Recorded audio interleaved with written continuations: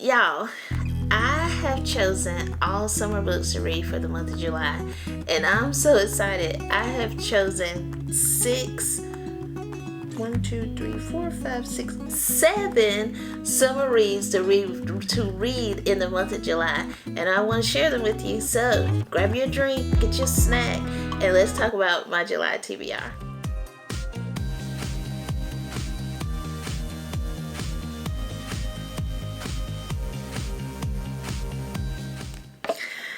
Y'all, I'm being very zealous for my July hopefuls. My July hopefuls, my July TBR. I normally stick to my TBR. Sometimes I'll pick up another book on my Kindle. Now, June, I did switch out a book. I think I did. I switched out a book for June because I was going to read The 7-Year Slip. But I didn't because I was gonna read Butcher and Blackbird, but I didn't get to that. So I didn't even get the 7-Year Slip. But I would try to get to that because I really want to kind of finish it. I want to finish it. I started it and then I stopped it. It was a soft DNF, say it that way. So, but let's get into my 7 hopefuls for the month of June. Not June, July. So the first book is Abby Jimenez, is it just for the summer? This daggone, yeah, it is just for the summer. That Target sticker. Anyway, Just for the Summer by Abby Jimenez. I am so excited to read this book. I've seen everybody read it. I love Abby Jimenez. I've read both of the books in this series, and so I'm excited to get into it. And let me tell you what it's about. It says, when it comes to love, Emma is cursed. Every guy she dates finds his true love after they break up, but it turns out she's not the only one afflicted with this condition. His name is Justin, and his Reddit thread about being love's good luck charm has gone viral. Now the two have come up with an ingenious plan. If they date each other, their curses will cancel out, and they'll go on to find their soulmate. Only Justin wasn't supposed to be so unbelievably cute and hilarious. But when Emma's toxic mother shows up and Justin has to assume guardianship of his 3 siblings, they're suddenly navigating a lot more than expected, including catching real feelings. Has fate finally brought the perfect pair together, or will their cure be way more hazardous than the curse itself? Excited for this one. Love Abby, so excited to read this. Let me know if you've read it. Any of these books that I am going to talk about today, let me know if you've read them, and let's chat about it in the comments. Okay? All right, Abby. Now, the next one is another autobiography. Author. I was going to say autobiography. The next author for me is Emily Henry. I wanted to read Beach Read. I've had it. I bought this last year, I believe, and I wanted to read it, and so I'm going to read it in the month of July. I read Funny Story last month, and so I'm going to read this one this month. And I don't even know really what it's about, but let me see. Augustus Everett is an acclaimed author of literary fiction. January Andrews writes best-selling romances. When she pens pal A Happily Ever After, he kills off his entire cast. They're polar opposites. In fact, the only thing they have in common is that for the next 3 months, they're living in neighboring beach houses, broke and bogged down with writer's block. So, looks like 2 writers probably end up having some type of relationship, falling in love. So I'm excited for it. I'm here for it, and I'm loving it for me. So, and I know a lot of people who are Emily Henry fans have read this book and said that it was really good. So very excited. I'm going to save these 2 because these 2 aren't really summer books, but I'll explain. Now, I got Summer Romance by Annabelle Montague. And so I got this one. I bought Nora Goes Off Script. Yeah. I got this one, and I was going to read this one this month, But then this came out, and so I was like, which one? So I chose this one. Now, so I chose this one, but I'm going to get to the other one. If I have time, I may slide that in, but I don't know. I'm being overly zealous, I think. But summer romance says, benefits of a summer romance is always fun, always brief, and no one gets their heart broken. Allie Morris is a professional organizer whose own life is a mess. Her mom died 2 years ago, then her husband left, and she hasn't worn pants with a zipper in longer than she cares to remember.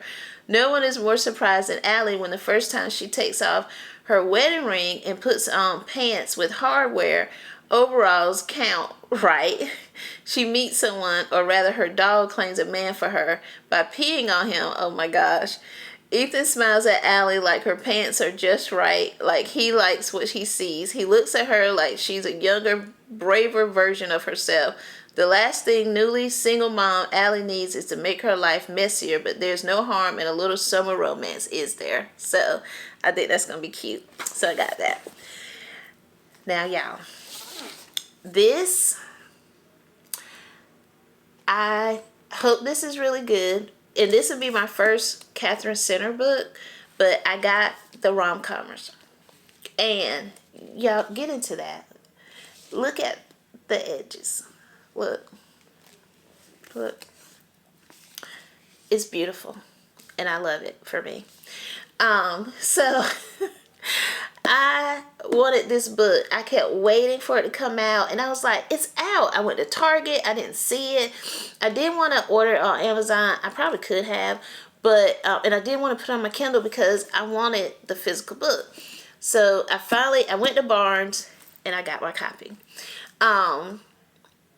Let's see what it's about. So this said she's rewriting his love story, but can she rewrite her own?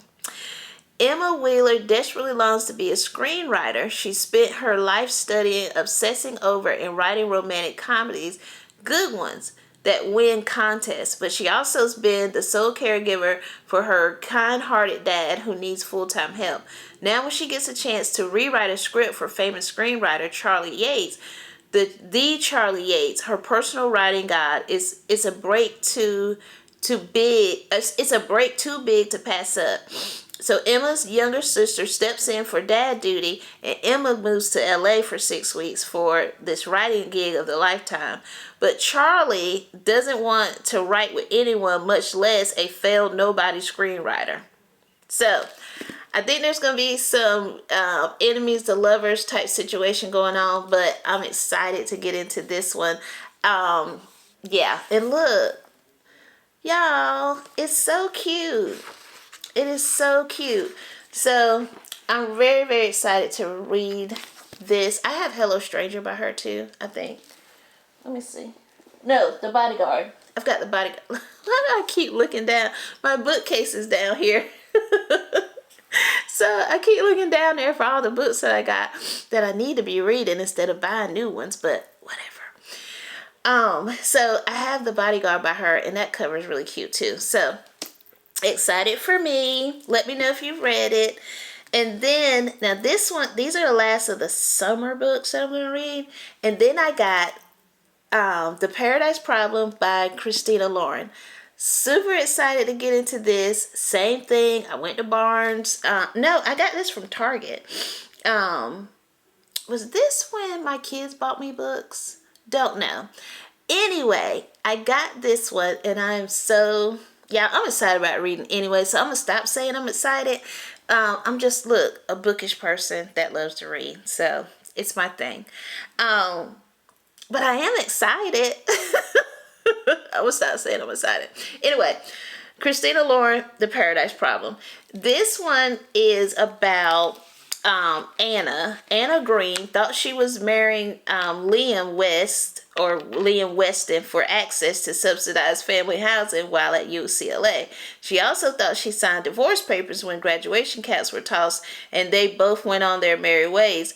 3 years later, Anna is a starving artist living paycheck to paycheck, while Liam is a Stanford professor.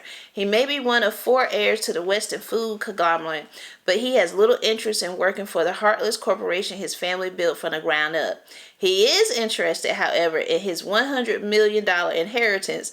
There's just one catch. Due to an antiquated clause in his grandfather's will, Liam can't claim the money until he's happily married for 5 years. Just when Liam thinks he's in the home stretch, pressure mounts from his family to see this mysterious spouse, and he has no choice but to turn to one person he's afraid to introduce to his 1%er parents, his unpolished, not so ex-wife. So it looks like they may not have been divorced, and they both need each other once again. So, The Paradise Problem by Christina Lauren. Again, I'm super excited. Now, these two books are ones I'm in a book club. And so, my book club is actually reading Leather and Lark. Now, this is not normally my comfort zone. However, I wanted to be in the book club, and so this is the book they chose, and so I picked it up.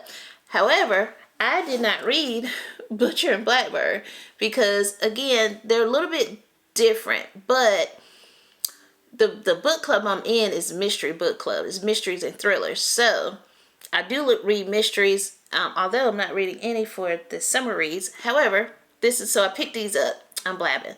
So I picked these up. So these are also going to be a part of my reads. I'm going to read Butcher and Blackbird and then read Leather and Lark so I can keep up with the book club. So these are my book club choices.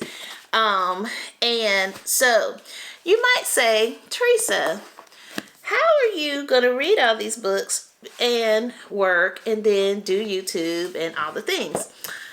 Well, I have some time coming up that I will be off of work, and I am going to do a 24-hour reading challenge.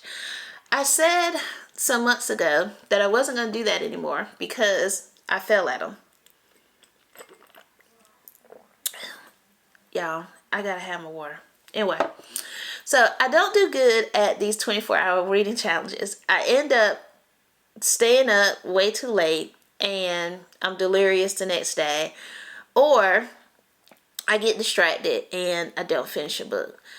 I'm like maybe get one book done, but I'm I'm so sleep deprived. So, but I want to get these books read and get all the things done because I work a 9 to 5. So during the day, I don't get to read much unless it's on my lunch break and then at night.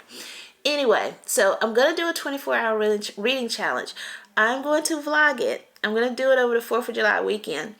And I'm going to vlog it so that you guys can see how I do. Lexis, my daughter, y'all have seen her in my other videos, is going to choose which books that I read for the 24-hour readathon. So I'm going to vlog it. That'll be up later in the month. But I hope that you enjoyed this July very ambitious TBR. We're going to get it done. I'm excited about them. This is so fun to me. Trying to read these books and the challenge of getting through these 7 books. So come with me on this journey as I get some reading done and enjoy my time. So if you read any of these, let me know in the comments. Let's chat about it. Don't give any spoilers in the comments, but just let me know if you read them. So until next week, be kind to yourself and find you some good books to read. Bye.